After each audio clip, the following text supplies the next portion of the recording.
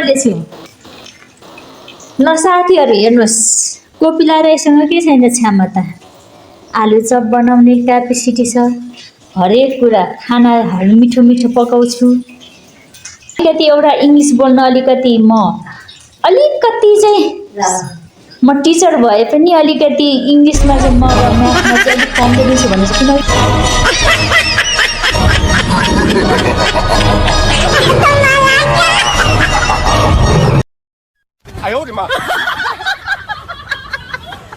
अलिक कमजोर छु भने चाहिँ किनकि म नेपाली टिचर हो तर पनि अलिकति साथीहरु के गर्नु सबले यहाँ हेर्दिनुस् म तालको खानेकुरा बनाउँछु मात्र कोपिलालाई के अपुग भएको भने साथ सपोर्ट माया हौसला ऊर्जा आइडिया अच्छा मात्रै खाँचो परेको ठीक है जिस समाज में गालियां नहीं दी जाती हैं वो समाज कुरो यस्तै हो जिन्दगी जिउनु पर्छ जिन्दगी जिउन जानु भने सजिलो छ जानेन भने गाह्रो छ त्यसैले हेर्नुस् अब यसरी मैले चाहिँ आलु चप बनाए साथीहरु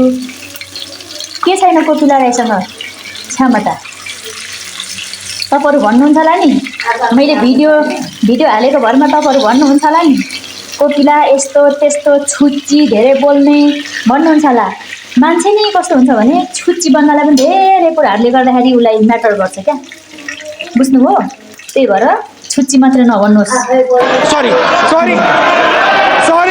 सरी अब भेनाले पत्ताउँदै नपताउनु भएको थियो मलाई हेरौँ न तिम्रो तागत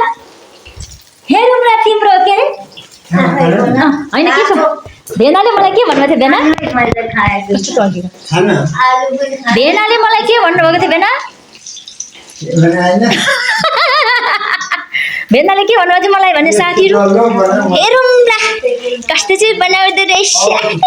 भन्नु भएको थियो अब हेर यहाँ आलु चप खाएपछि भेना मक्ख